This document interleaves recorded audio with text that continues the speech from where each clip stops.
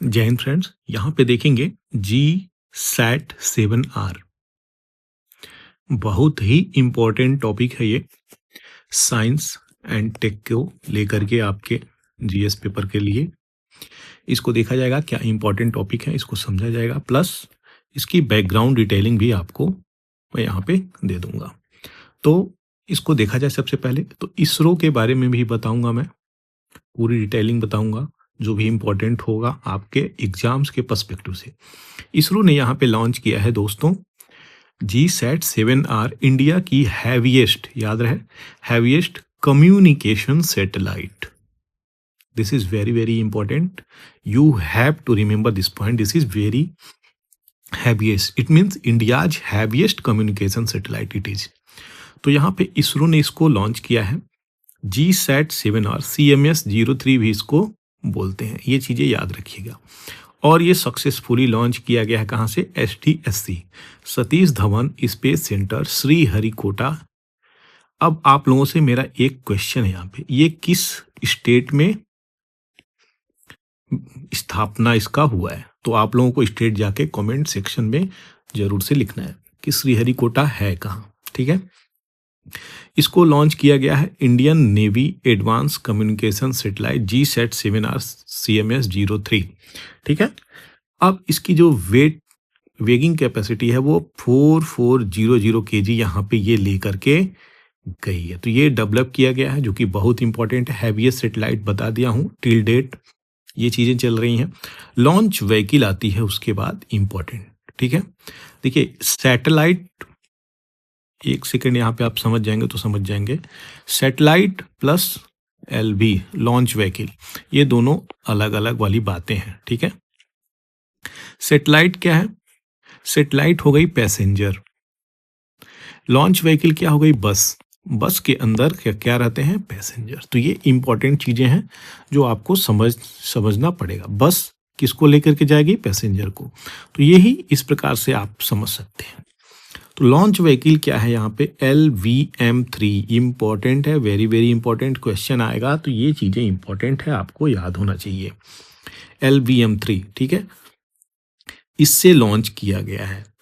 और ये GTO, जियो synchronous transfer orbit, ठीक है। यहाँ पे एक होता है LEO, लोअर अर्थ ऑर्बिट, एक होता है GTO।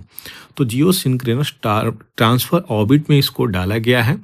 किस चीज़ के लिए? कि ये इंश्योर करेगा seamless connectivity between navy ship, submarines, aircraft, maritime operation centre. तो इन चीज़ के लिए ये चीज़ बनाई गई है भारत के लिए। तो भारत की जो कम्युनिकेशन लाइन है ना, वो काफ़ी स्ट्रॉन्ग होने वाली है, जिसके कारण इस कम्युनिकेशन सैटेलाइट को लॉन्च किया गया है। अब बात आती है आपके इसरो की, ठीक है। इसरो की बात आ जाती है यहाँ पे, तो उसको हम लोग देखेंगे कि क्या इंपॉर्टेंट चीज़ें हैं जो आपके एग्जाम्स के पर्सपेक्टिव से इंपॉर्टेंट है। अच्छा, एक चीज़ इंपॉर्टेंट है, जो LVM-3 है वो यहाँ पे हम लोग देखेंगे कुछ उसकी स्पेसिफिकेशन। तो जियो सिंक्रोनस ट्रांसफर, यहाँ पे सैटेलाइट लॉन्च व्हीकल MK-3 में यहाँ पे ये चीज़ें जाएंगी। अब व्हीकल की थोड़ी सी जो स्पेसिफिकेशन है वो देख लीजिए। हाइट जो है 43.5 मीटर है, व्हीकल की डायमीटर जो है 4 मीटर, ये है व्हीकल, तो इसकी डायमीटर की बात करी जा रही है। उसके बाद अगर देखा जाए तो लिफ्ट ऑफ मास की क्या है? तो 640। सबसे इंपॉर्टेंट ये याद रखिएगा, 3 स्टेज इसकी चीज़ें हैं। 3 स्टेज मतलब क्या? सॉलिड होगी, फिर लिक्विड होगी, फिर यहाँ पे सॉलिड हो सकती है या क्रायो इंजन हो सकती है। तो ये चीज़ें इंपॉर्टेंट है, अपने अनुसार यहाँ पे डाला जाता है, ठीक है। 4000 kg GTO में, यानी जियो सिंक्रोनस ट्रांसफर में, और LEO में, लोअर अर्थ ऑर्बिट में। तो ये चीज़ें याद रखिएगा जो इम्पोर्टेंट है। लो अर्थ ऑर्बिट के लिए 8000, क्योंकि ये नज़दीक ही होता है, और ये 36,000 किलोमीटर की दूरी पर होता है। तो लोअर अर्थ ऑर्बिट बहुत ज़्यादा पेलोड लेके जा सकता है। तो यही इसकी व्हीकल है। हम अभी सीधे चलेंगे दोस्तों कहाँ पर? इसरो की, क्योंकि यहाँ से क्वेश्चंस भर भर के क्वेश्चन पूछा जाता है किसी भी एग्जाम्स की अगर आप बात कर लें तो। इंडियन स्पेस रिसर्च ऑर्गेनाइजेशन एक स्पेस एजेंसी है भारत के लिए जो कार्यरत है, काफ़ी अच्छे से कार्य करती है और भारत का नाम भी बहुत ऊंचा लेकर के गई है पिछले अगर 20-25 सालों में देखा जाए तो। इंडिया सर्व करता है principal research and development arm of department of space, prime minister के अंतर्गत ये चीज़ें आती हैं और चेयरमैन ऑफ इसरो इसके chief executive of department of space ये चीज़ें होती हैं। ये रिस्पॉन्सिबल है स्पेस बेस्ड ऑपरेशन के लिए, space exploration, international space cooperation, development of related technology. सबसे पहले आपको बता दूं इसका जो पुराना नाम था वो कुछ और ही था, formally known as Indian National Committee for Space Research. तो इसका क्या नाम हुआ, इनकोस्पार। ये चीज़ें याद रखिएगा, कई बार क्वेश्चन पूछा है। 1962 में प्रधानमंत्री, भारत के प्रथम प्रधानमंत्री जवाहरलाल नेहरू ने इसकी स्थापना करी थी। किसके सुझाव पे, विक्रम साराभाई। ये पर्सनालिटी अपने आप में ही वेरी रिवोल्यूशनरी पर्सनालिटी थे, ठीक है। तो इन्होंने भारत के स्पेस एंड टेक्नोलॉजी में रिवोल्यूशन करके रख दिया। तो इनका योगदान अतुलनीय योगदान है, इसे बोला जा सकता है इनक्रेडिबल योगदान है। दूसरी बात जो आती है, इसका नामकरण जो करा गया था वो इनकोस्पार किया गया था, लेकिन बाद में इसको इसरो किया गया 15 अगस्त 1969 को। तो यहाँ पे याद रखिएगा 62 से लेकर के 69 तक का सफर इन्होंने तय किया इसरो बनने के लिए, ठीक है। ये चीजें याद रखिएगा। और सब्ज्यूम किया किसमें, डिपार्टमेंट ऑफ एटॉमिक एनर्जी में। हेडक्वार्टर कहाँ पे है, बेंगलुरु कर्नाटका में है। इसरो बिल्ड की अपनी पहली सैटेलाइट जिसका नाम रखा इसने आर्यभट्ट। सही, जाहिर सी बात है आर्यभट्ट को भी सम्मान मिलना चाहिए, उन्होंने जीरो का कहा जाता है खोज किया और उनका बहुत सारी है आर्यभट्टियम सिद्धांत, दुनिया भर का सिद्धांत है उनका और कई सारे चीज़ें उन्होंने भारत के लिए और विश्व के लिए उनका योगदान अतुलनीय है। तो यहाँ पे Soviet space agency inter Cosmos 1975 की सहायता से यहाँ पे चीज़ें चली। प्राइमरी स्पेस पोर्ट की अगर बात करें तो सतीश धवन SPSC से जो लॉन्च किया गया। दूसरा जो बात करी जा रही है, Thumba equatorial rocket launching station, Kulasekarapattinam space port, ये सब चीज़ें हैं जहाँ से लॉन्चिंग होती है। इसरो मैनेज करता है कुछ एजेंसी हैं इंपॉर्टेंट जो सहायक हैं, जैसे कि रॉकेट बनाने में, आर्म्स इम्यूनिशंस इसके बनाने में, इसके हर छोटे छोटे पार्ट बनाने में। तो ये सारी उसकी एजेंसी हैं। कुछ इंपॉर्टेंट एजेंसी से क्वेश्चंस आए हुए हैं, इसीलिए ये सेक्शन भी काफ़ी इंपॉर्टेंट हो जाता है, अच्छे से समझिएगा। AC एंट्रिक्स कॉरपोरेशन कहाँ पे है, बेंगलुरु में। फिजिकल रिसर्च लेबोरेटरी PRL कहाँ पे है, अहमदाबाद में। National atmospheric research laboratory NARL कहाँ पे है, आंध्र प्रदेश में। New space India limited Bengaluru में। North eastern application centre Umiam में। Indian institute of space science technology कहाँ पे है, तिरुवनंतपुरम में, केरला में, जिसे इंडिया की स्पेस यूनिवर्सिटी भी बोलते हैं, ये चीज़ें याद रखिएगा। विक्रम साराभाई स्पेस सेंटर तिरुवनंतपुरम में।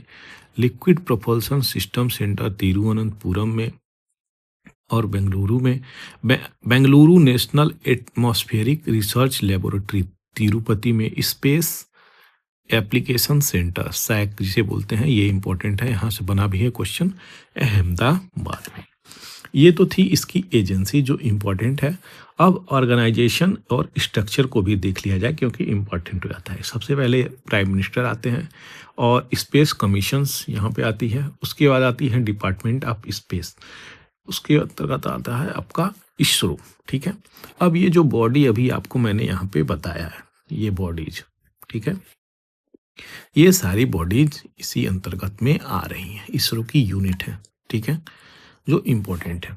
ऑटोनोमस बॉडीज हैं यहाँ पे, तो PRL, NARL, NEC, IIST, ये सब चीज़ें आपको अभी मैं बताया हूँ। यहाँ पे वही सारी चीज़ें हैं जो इम्पोर्टेंट है। यहाँ पे लिस्ट ऑफ एब्रिविएशन या एक्रोनिम्स कह लीजिए, ये वही चीज़ें हैं जो आपको मैं बता रहा था कौन कहाँ पे है। तो यहीं से लॉन्च हुआ है Satish Dhawan space centre STSC से। ठीक है, अब कुछ लॉन्च व्हीकल देखेंगे क्योंकि काफ़ी इंपॉर्टेंट हो जाती है।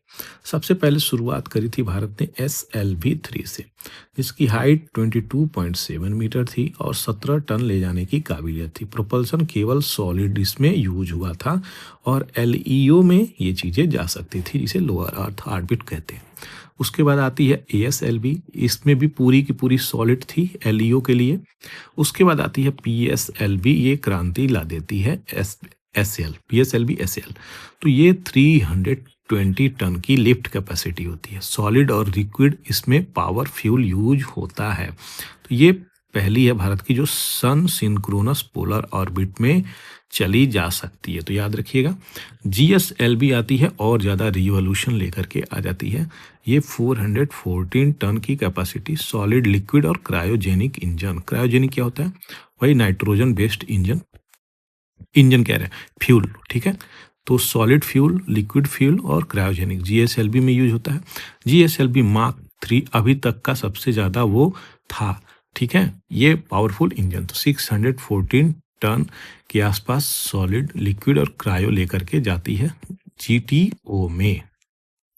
ठीक है, ये चीज़ें याद है, तो ये इम्पोर्टेंट है। ये LVM-3 अभी लेटेस्ट है, ठीक है, जो आया हुआ है और इसका उपयोग भी किया गया है किसमें? इसी सैटेलाइट को ले जाने में। तो GTO में ये सैटेलाइट इसको लेकर के जाती है। ये व्हीकल इस सैटेलाइट को लेकर के जा रही है और ये सक्सेसफुली भी चीज़ें हो गई हैं। कौन सी व्हीकल है, कितना कैपेसिटी है, किस सेक्शंस के लिए, किस फैक्टर के लिए, किस कारण के लिए लेके जा रहा है, वो सारी चीज़ें आपको यहाँ पर मैं बता दी। आशा करता हूँ चीज़ें आपको अच्छी लगी हों। तो दोस्तों, इसको ज़रूर से शेयर कर दीजिएगा। थैंक यू फॉर वॉचिंग पूरा एकेडमी। जय हिंद, जय भारत।